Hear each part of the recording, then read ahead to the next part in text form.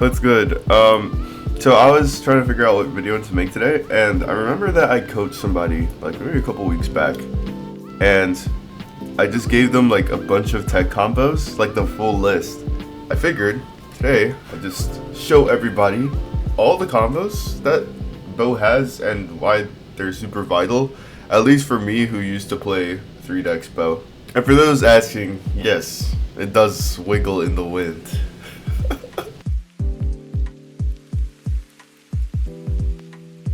Alright, first order of business. Dlight there.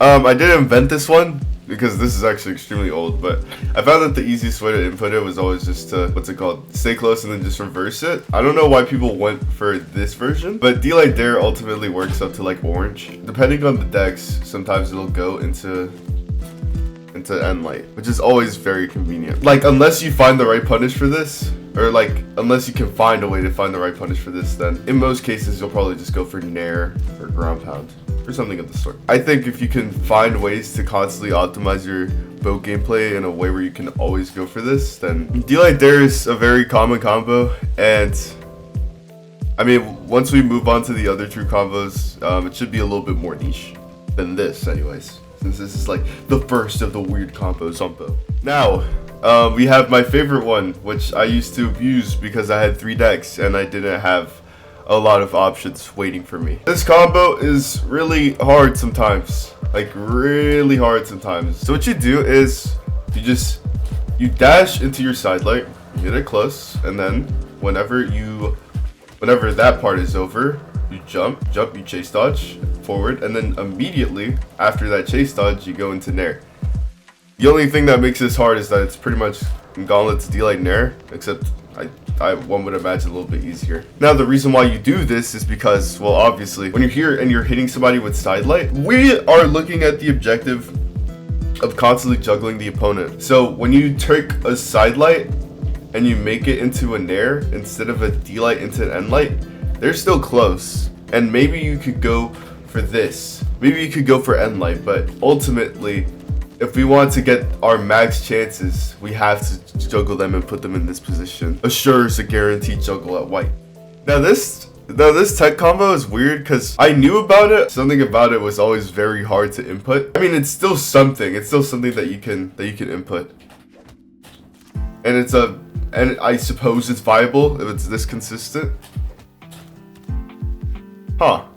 You know, now that I think about it, I actually have never done this, so for the sake of tech combos, I mean, shoot, I might have to start reciting this one myself. Look at where it starts and where it knocks away from. Like, this is about a little under 2/3 of Small Brawlhalla, and it sets up all the way over here. So maybe it's just not bad, especially when our objective is stage control. We just go from like 2/3 of the stage all the way to the side without any commitments. It adds more value. I think it's like completely underrated for sure, now that I think about it. Alright, next we have the corner combos. There's not a lot to be said here. When you hit Sidelight at the corner, we actually have like way more freedom to do the combos that we weren't supposed to before, which means that we can also do Sidelight Nare. Now, the reason why this is important is because we also get another relatively free like engagement into another juggle. So Sidelight Nare, free game, like that's fine, right? And people know about Sidelight recovery, but nobody actually knows how to input it right. So let me teach you guys real quick. All right, so what you do here is you Sidelight, you get close, you chase dodge down into the opponent, and then immediately after, you just go in for a recovery. And by that point, I mean, it hits. The reason why this is so valuable is because what I do, as I just shown, is I just follow them into another Nare. Now, it makes me run dry of resources, but if you don't know, I run completely on confidence. Now, that's pretty much wall combos, or corner combos, I mean. The ones that you hit where, like, things get really awkward. Like, where, okay, what do I do after I hit this aerial? Like, that kind of stuff. But ultimately, these are the only true combos I know. The strings I'd have to make for another video. Now, the next order of business, coverage. So coverage in this case is just like, it's just ways that you could make things easier for yourself with setup attacks, like Sidelight or Dlight.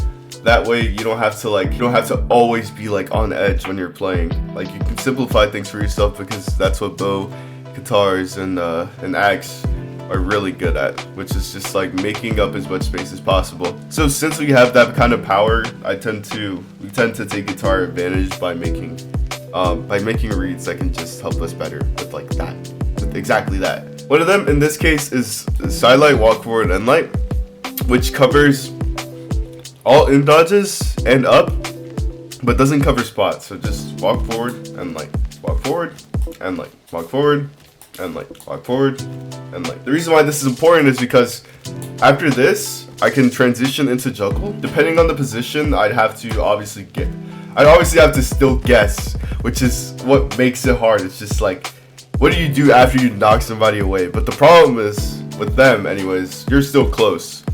So you'll still be able to find a way to at least make it work. So just walk forward and Dlight and recovery.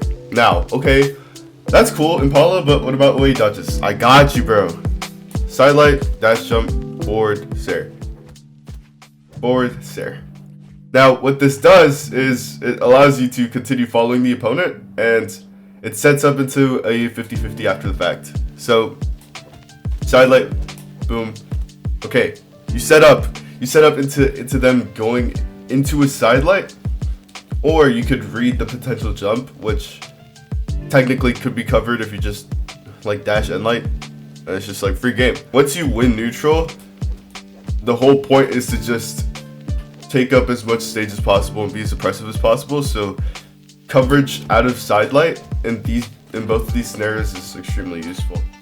Now lastly, we have two aerial forms of coverage. So instead of it being Sidelight in this case, like, okay, wow, Sidelight actually does it all. The problem is when you string off of aerials, that's when things get a little bit freaky, because that's where you can actually cover pretty much every dodge, like guaranteed. But the problem is it goes into Nare, which means that the combo ends right there, and you just set up into the juggle instead.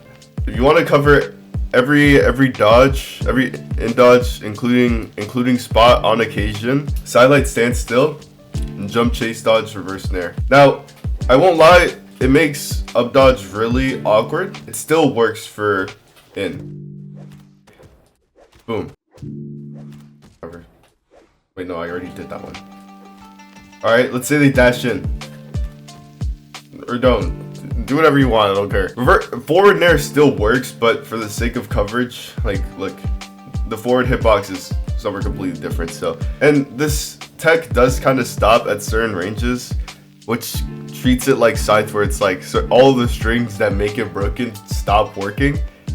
So from that point on, you just have to learn how to bully your opponent. And then that's just a completely fundamentally different thing. Let's say you sair them. They dodge away. Oh my god, my combo doesn't work.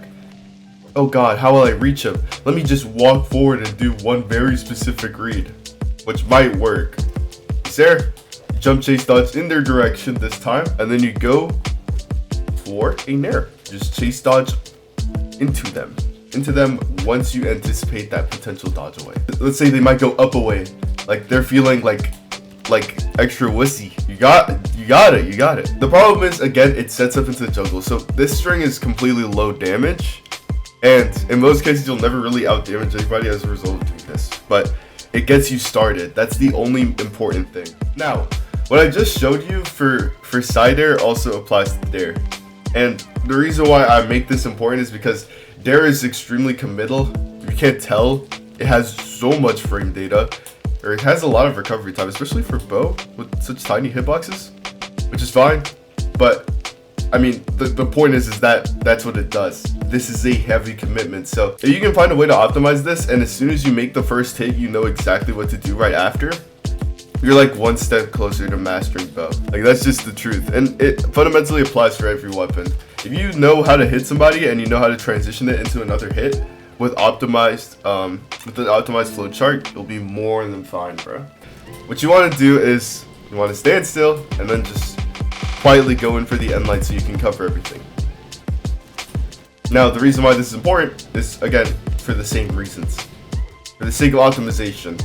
Because in neutral, it is really hard to catch somebody, so you might as well really tunnel in on your on hit whenever you get it. And the thing is, after you hit this, you could also do the same with jump, chase, dodge, reverse Nare, as you would with Scythe, where it's like, oh shoot, no, they're going away. Let me jump, chase, dodge in their direction and go for a forward Nare. Excellent. This one's actually a little bit harder. Instead of going for that, you have to actually go for a much larger jump. Or I go for a jump like super prematurely and then I go in for the rising chase dodge Nare, because the height that Dare sends at is a little bit higher as a result of the move being so risky. I mean, we find a way to make it work. And Nare actually works in this case.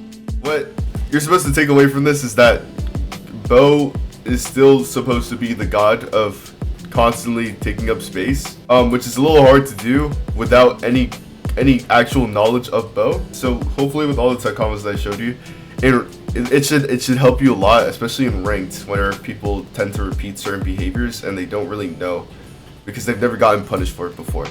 Tech combos, I've always been like they've always reigned supreme at like catching people off guard anyways. And I hope that it worked out for you the same way it did for me when I first picked up this weapon, and 5,000 hours later I pick up a trophy for the first time.